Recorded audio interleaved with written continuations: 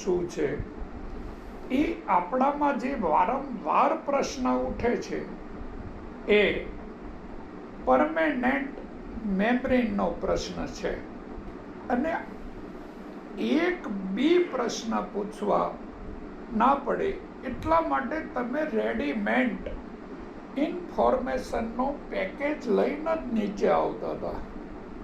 Permanent મેમરીનું કે જન્મથી મૃત્યુ સુધી તમારે શું કરવાનું છે તેનો એક પણ પ્રશ્ન પૂછ્યા સિવાય તમારું સબકોન્શિયસ માઇન્ડ તમને ગામર કરે. પણ નાડો કપાવાથી જે ન્યુરોલોજિસ્ટ પ્રોગ્રામ હતો, જે મોટર ન્યુરોન્સ તેની મેમરી, જે ઇન્ટર ન્યુરોન્સ તેની મેમરી અને જે સેન્સરી ન્યુરોન્સ તેની મેમરી, તે મેમરી ખુલતી નથી. એમ એ મેમરી સૂક્ષ્મના નાડીની મય છે. તો તમે સિમ્પેથેટિક નર્વસ સિસ્ટમ સિદ્ધ કરો કોન્સન્ટ્રેશનથી, તો તમારી સેલની મેમરી ખુલે. જો તમે પેરાસિમ્પેથેટિક નર્વસ સિસ્ટમ છે તેને ખોલો, ચંદ્ર નાડીને, તો કોશિકાઓની મેમરી ખુલે. અને જો તમે સૂક્ષ્મણા નાડીને ખોલો તો પરમેનન્ટ મેમરી અનંત કાળથી, અનંત જન્મોથી, અરબો ખરબો પ્રોગ્રામ સાથે જે તમારો જન્મ થયેલો છે, જ્યારથી તમને બ્રહ્માએ ડિઝાઇન કર્યા હોય ત્યારથી વર્તમાન પલ સુધીની અરબો ખરબો મેમરી સાથે જે તમારો જન્મ થયેલો છે, તે બધી મેમરી સૂક્ષ્મણા નાડીમાં છે, ઓટો સિસ્ટમમાં. આજ બી તમારું ટોટલ હેન્ડલિંગ આંતરિક્ષ કરે છે. તમારા સોલનું હેન્ડલિંગ સૂર્ય કરે છે. તમારા મનનું હેન્ડલિંગ ચંદ્રમા કરે છે. અને તમારી ટોટલ સેલ્યુલર બોડી છે તેનું હેન્ડલિંગ ચંદ્રમાંથી ઉત્તર ધ્રુવ સુધી બધા સિતારાઓ કરે છે. અને ઉત્તર ધ્રુવ અને દક્ષિણ ધ્રુવ વચ્ચે જે આકર્ષણ અને વિકર્ષણની શક્તિ છે તે તમારા શ્વાસની ગતિને ચલાવે છે. તો આખા બ્રહ્માંડની અંદર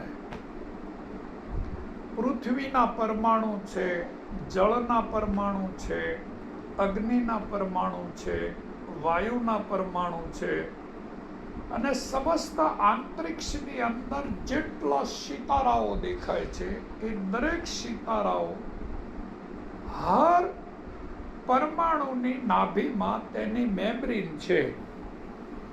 જો તમે કોન્સન્ટ્રેશન શીખો, સાયન્ટિફિકો 100% કરવા ખાતર નહીં, પણ કરવું જ છે. અને મારો રૂલ્સ અને રેગ્યુલેશન શું છે એ જાણવું જ છે કે હું કોણ છું. તો તમારે મેડિટેશન કરવાનું છે. અને કરવા ખાતર નહીં, પરમેનન્ટ ગુહ્યમાં ગુહ્ય રહસ્ય છે પ્રકૃતિની અંદર. તેની આરએનએ અને ડીએનએની ડિસઇન્ફેક્શન ચેમ્બરમાં જાઓ અને ત્યાં પરમપિતા પરમાત્માએ જે મેમરી છે તે મેમરીને કોન્સન્ટ્રેશનથી ખોલો. અને ખોલો તો તમને આ બધી ઇન્ફોર્મેશન મળે. જે મેં તમને ઇન્ફોર્મેશનની વાત કરું છું તે બધી ઇન્ફોર્મેશન તમારી સૂક્ષ્મણા નાડીમાં પડી છે. અને જો એ ઇન્ફોર્મેશન ખુલી જાય તો તમારું સબકોન્શિયસ માઇન્ડ 100% કામ કરે. ક્વોન્ટમ સ્પીડ રીડિંગ નામનું વર્જન છે આ. અને આ હરેક બાળક, જે બાળક કોલેજ અને ગુરુકુળ, તો હવે તો મને એવું લાગે છે કે ભાઈ તમે એક બાજુ કોલેજ અને એક બાજુ ગુરુકુળ, ગુરુકુળ અને કોલેજ બંને કોમ્બો કરો, કોમ્બો. તો જે કોલેજિયન બાળકો ભણે છે જે કોલેજિયન બાળકો ભણે છે અને જે આધ્યાત્મિક બાળકો ભણે છે, તો અધ્યાત્મ અને કોલેજ એજ્યુકેશન તેને કોમ્બો કરો એમ. તો એજ્યુકેશન અને ગુરુકુળ, સ્કૂલ અને ગુરુકુળ, તો બંને જો કોમ્બો થાય તો જ આ વિશ્વનું કલ્યાણ થાય. આ વિશ્વનું કલ્યાણ કઈ રીતે થાય એમ? તો વિશ્વનું કલ્યાણ એ જ રીતે થાય કે ગુરુકુળમાં ધર્મ અને ધર્મનું રિલેટેડ જે નોલેજ છે, પતંજલિ સૂત્ર, તે ભણાવવામાં આવે. અને એજ્યુકેશનનો ઢાંચો તો ગવર્મેન્ટે બનાવેલો જ છે. એટલે એક પરમહંસને ઉડવા માટે બે પાંખ જોઈએ એમ. તો એક પાંખ છે વિજ્ઞાન, એક પાંખ છે વિજ્ઞાન અને બીજી પાંખ છે ધર્મ. તો જે ધર્મનું બીજ છે તે સમાધિ છે અને સાયન્સનું બીજ છે તે અતિમાનસ છે.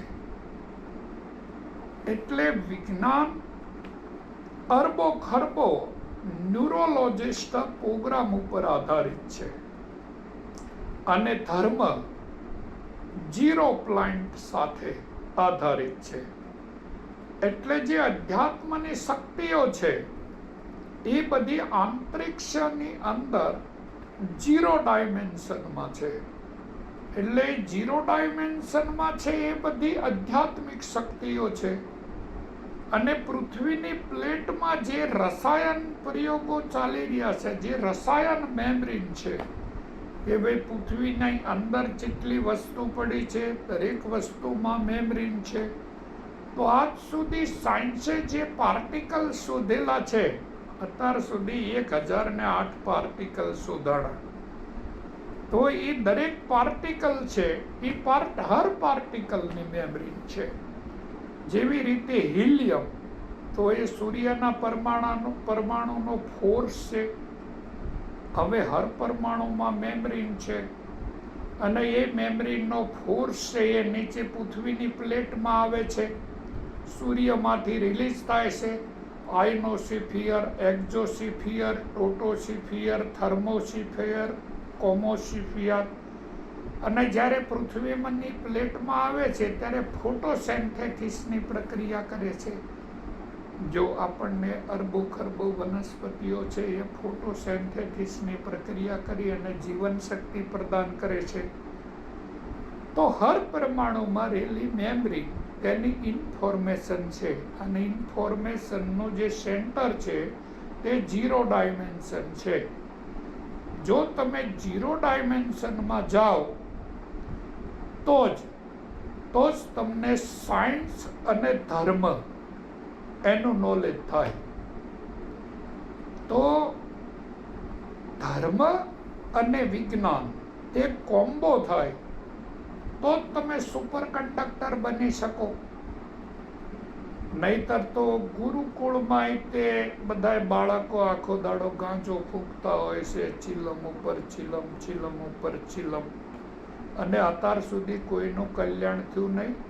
બધાના ફેફસા હળી ગયા અને દરેક બાપુ છે એના દમ ચડતો હોય, શ્વાસ ચડતો હોય, હોસ્પિટલમાં દમ તોડે, અને તોય સિમ્પલ કોન્શિયસનેસના માણસો એવું કે ભાઈ બાપુ છે એ મહાન છે. વોટ ઇઝ મીન મહાન? સિદ્ધ પુરુષોના શરીરો છે એ ક્વોન્ટમ સ્પીડ રીડિંગથી બનેલા હોય એવા હજારો ચિરંજીવી છે. જો અશ્વત્થામા છે, કુલગુરુ કૃપાચાર્ય છે, પછી હનુમાનજી છે, બલિરાજા છે, પરશુરામ છે, એવા કેટલા ચિરંજીવીઓ ઋષિ મુનિઓ છે જેની કુંડલીની શક્તિ જાગ્રત થવાથી અજર અમર થઈ જાય. પછી કંઈ થોડું રૂપાંતરણ ચાલે સેલ કે કોશિકાઓમાં. આવ જૂઠી વાતો કરો છો. અને સાયન્સ બી એવું જ કહે છે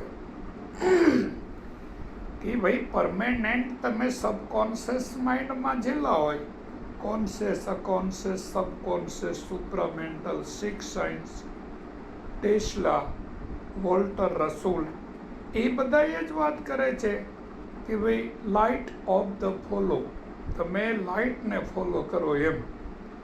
સંતો બી જ કહે છે વીજળીના ચમકારે મોતીડા પરોવી લો પાનભાઈ.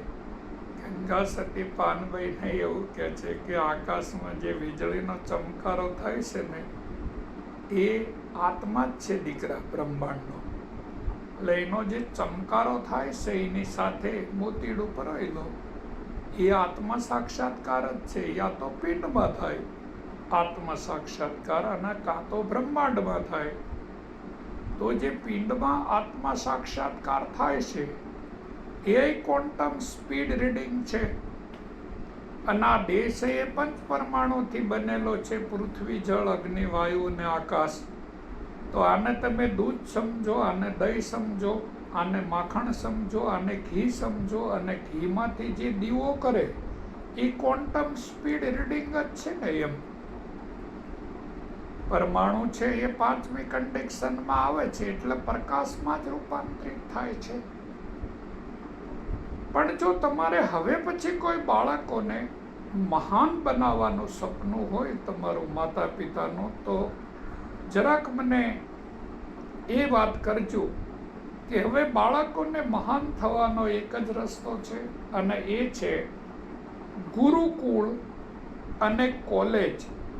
એ કોમ્બો હોવી જોઈએ, વચ્ચે એક જ દિવાલ હોવી જોઈએ. આ બાજુ ગુરુકુળ અને આ બાજુ સ્કૂલ. તો સ્કૂલની અંદર બી હજારો બાળકો છે જો ડ્રગ્સ લે